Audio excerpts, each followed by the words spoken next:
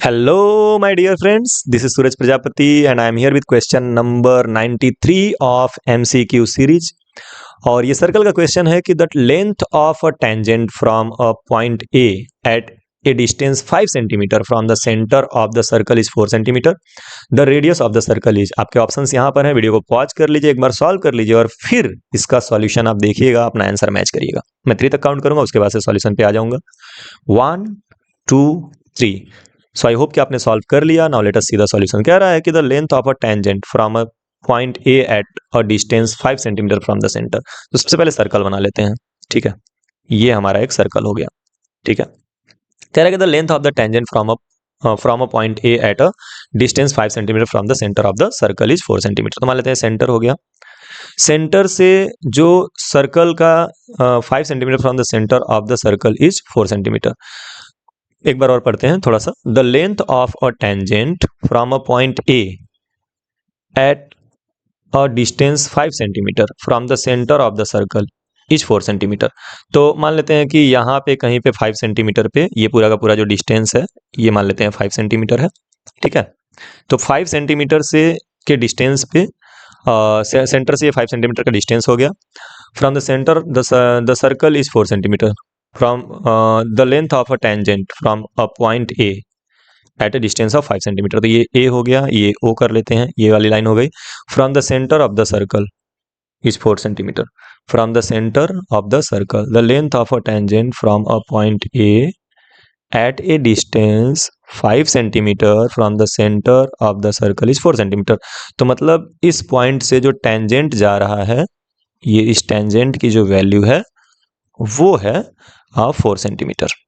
ठीक है, आपको रेडियस की वैल्यू बतानी है, मतलब ये रेडियस कितना होगा इसकी वैल्यू बतानी है. That is the question. ठीक है, तो क्वेश्चन में जब भी अभी स्टेटमेंट समझ में नहीं आया तो उसको 1-2 बार जरूर पढ़िए, जैसे कि मैंने पढ़ा, और फिर फिगर बनाइए. फिर से एक बार बात कर लेते हैं. The length of a tangent, length of tangent जो है from a point A which is 5 centimetre from the centre. तो देखो पॉइंट ए को मैंने 5 सेंटीमीटर ले लिया और यहां से एक टेंजेंट ड्रॉ हुआ है जिसकी लेंथ 4 सेंटीमीटर दी है. Length is 4 centimetre. तो बोल रहे रेडियस क्या होगा, यानी कि ये आपको निकालना है. सपोज करिए कि पी पे टच कर रहा है, तो आपको निकालना है ओपी की वैल्यू. ठीक है, सो बेसिकली इसमें हम करेंगे क्या कि हमको मालूम है कि यहाँ पर ये 90 डिग्री होगा.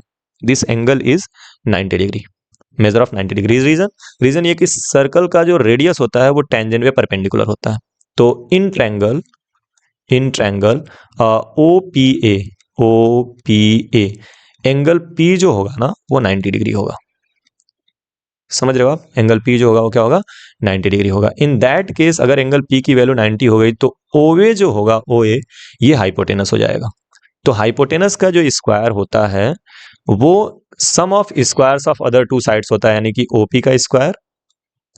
अच्छा ओए है ना, मैंने ओपी गलती से लिख दिया यहाँ पे, या चलो ऐसे लिख लो, ओपी का स्क्वायर प्लस पीए का स्क्वायर, मतलब ओपी का स्क्वायर और पीए का स्क्वायर इज इक्वल टू ओए का स्क्वायर. ये भी सही है. Sum of squares of other two sides equal to square of hypotenuse. अब क्या है, ओपी की वैल्यू क्या है, तो ओपी की वैल्यू हमें निकालनी है. चलो इसको आर ले लेते हैं, रेडियस, तो आर का स्क्वायर प्लस पीए का स्क्वायर, तो पीए का स्क्वायर मतलब 4 का स्क्वायर, और ये इक्वल टू ओए का स्क्वायर मतलब 5 का स्क्वायर. ठीक है, अब आर स्क्वायर की जो वैल्यू आ जाएगी वो आ जाएगी 5 का स्क्वायर माइनस 4 का स्क्वायर. आप चाहें तो A square minus B square का फॉर्मूला लगा दीजिए यहाँ पे. तो 5 minus 4, 5 square minus 4 square, A square minus B square, A plus B and a minus b. Now 4 plus 5 is 9 and 5 minus 4 is 1. So r square is 9 और r square is 9 means r equal to 3 centimeter. So that is your answer. जो r की value होगी वो 3 centimetre होगी, which is option number A. So I hope the idea is clear. आपको ये बात समझ में आई है कैसे हुआ है ये. थोड़ा सा इस क्वेश्चन को पढ़िएगा तो डायग्राम बनाते समय बहुत ध्यान रखिएगा. मैं भी थोड़ा सा पढ़ करके सोचने लगा कि कैसे बनेगा और फिर उसके बाद से ये हुआ, बट कोई नहीं, होती हैं चीज़ें.